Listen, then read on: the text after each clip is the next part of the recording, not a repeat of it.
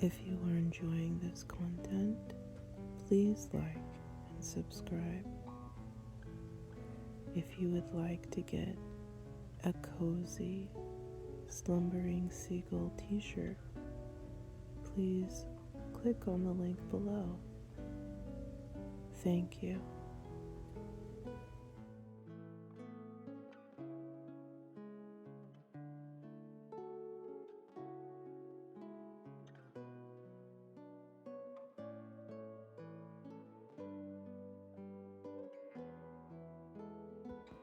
The Scribe that Rescued a Knight. In the heart of the kingdom of Neris, there lived a knight named Sir Eric Howard. Sir Eric was once a famous knight, but made a terrible mistake years ago.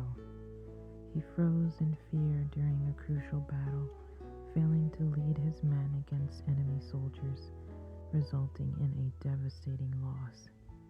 He felt extremely guilty and ashamed.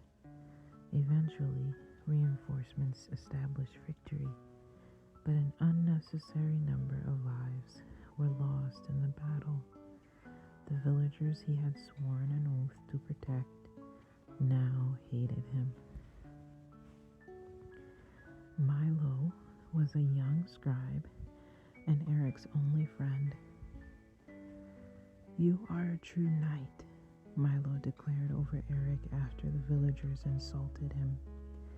They said things like, "Here comes Sir Terrified," and "Sir Eric Howard," more like Sir Eric Coward. "One day they will realize it," said Milo. "It's better than being called Milo the Mouse." He chuckled, able to laugh off the derogatory joke. Even though Milo was mistreated at times, he never retaliated. He had an amazing ability to see the best in people and was quick to forgive. Milo was fundamentally a timid person who preferred the comfort of peaceful solitude. He would rather be alone with his books than go out into the big world he read about.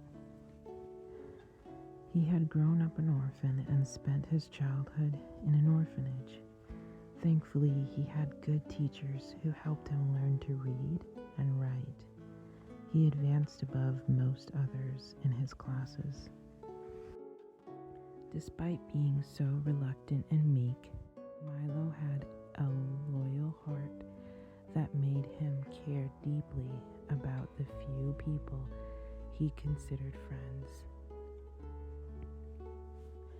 His strong belief in the noble codes that knights were supposed to live by inspired his dedication to Sir Eric.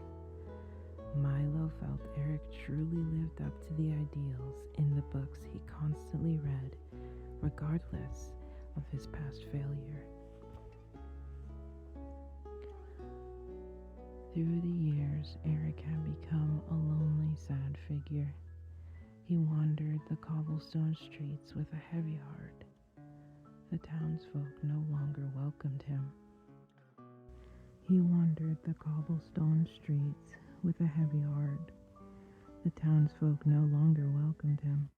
One day, a stable boy came running with terrible news. A ferocious dragon was burning and destroying neighboring towns and villages with its scorching, fiery breath. The dragon was said to be hoarding treasure in its mountain lair. King Azur promised to fully pardon and restore Eric's honor if he could slay the beast and return with its head as proof.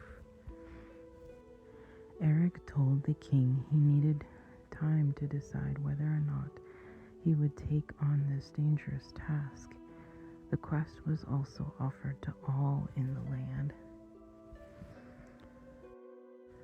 The town's soldiers and local knights quickly prepared to confront the beast. A group of villagers told Sir Eric he should venture out to slay the beast, but he held back, certain they just wanted him to fail so they could exile him for good or be rid of him altogether if the dragon was to end him. You know as well as I that only a dedicated knight dares to slay such a monster, said Milo. With a remorseful nod, Eric said to Milo, I shall try to get revenge against this evil dragon for the innocent people it has killed, but I cannot promise I will win. Milo shouted with a big grin. Brilliant, Sir Eric. He paused.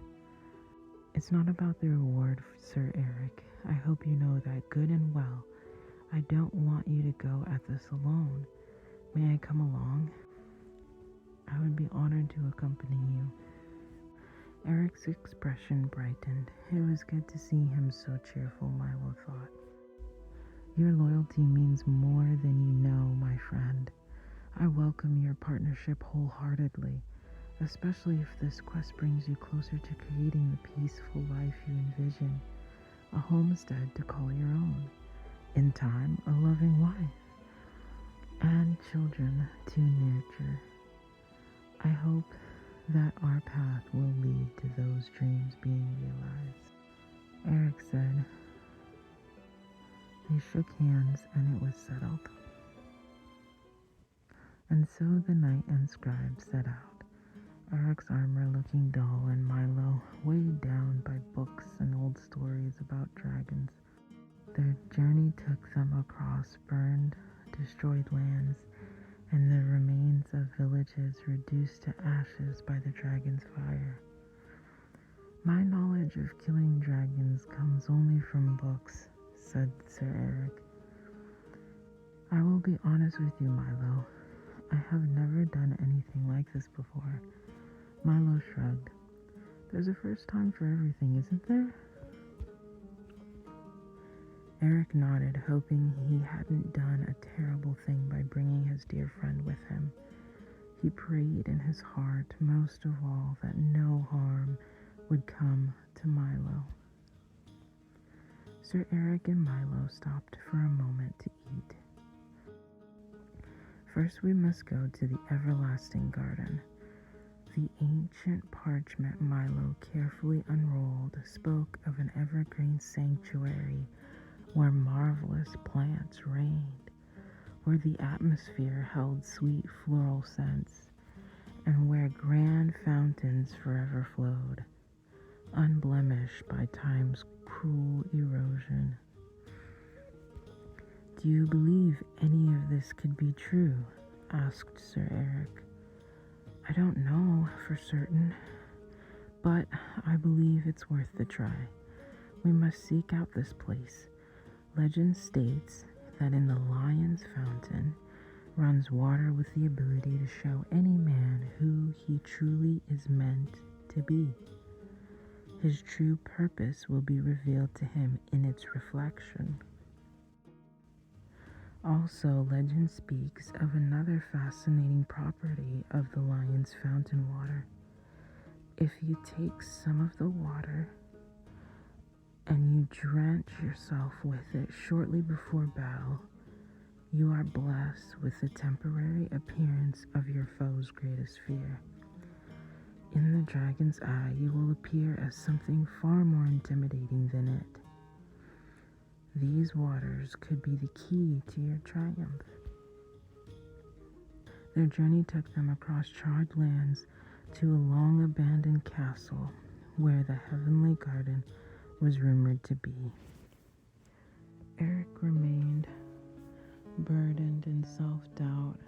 His inner thoughts were interrupted as Milo guided them through the entrance gates to a gorgeous garden. They were careful not to disturb anything. They walked cautiously through the garden toward an ancient spring that stood out from all the others.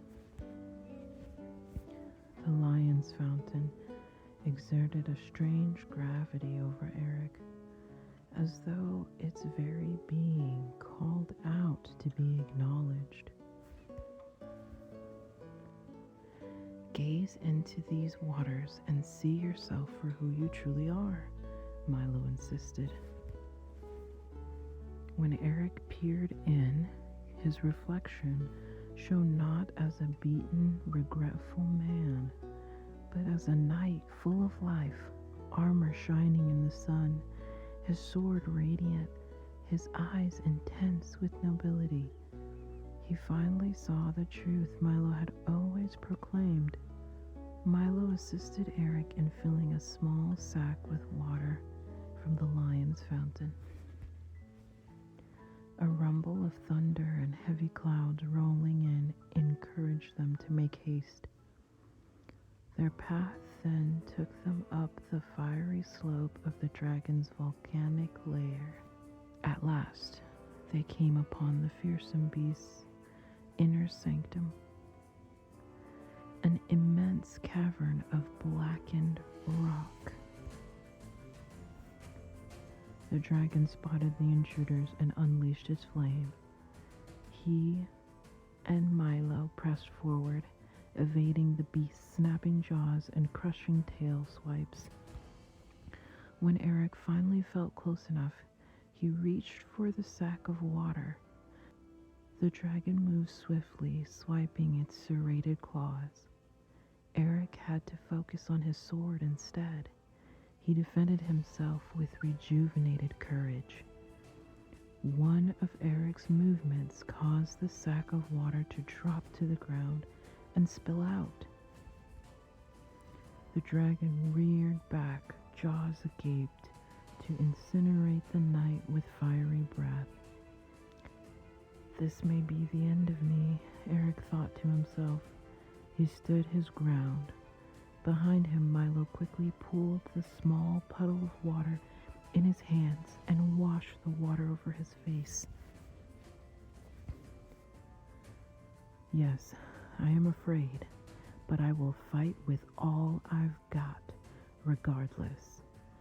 Raising his sword high, Eric bellowed a fierce war cry as he charged at the dragon. Milo mustered up his courage and charged right alongside Eric. The dragon's demeanor changed instantly.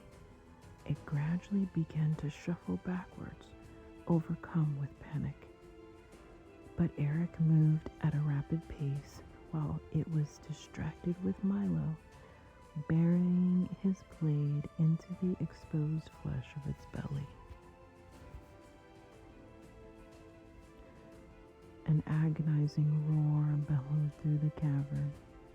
The dragon had been defeated.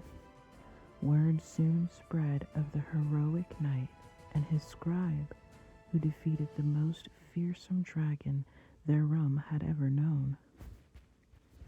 The townsfolk who had once shunned Eric now cheered his triumphant return as a true champion. The king also fulfilled his promise to officially restore Eric's honored status. A portion of the treasure was paid to Eric and Milo. Milo beamed and embraced his friend. At last, you've seen the truth I always knew. I've always believed you are a true, noble knight at heart. Eric laughed. Thank you, Milo. We are in agreement, dear brother. But you are just as much of a knight as I am. Even better, I think.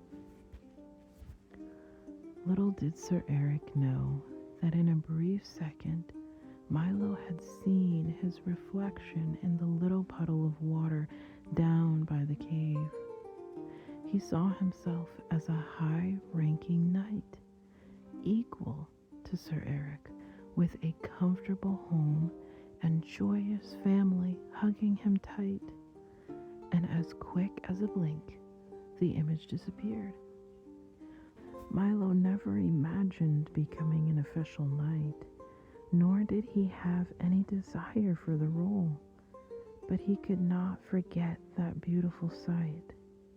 For now, he chose to keep those story details unspoken.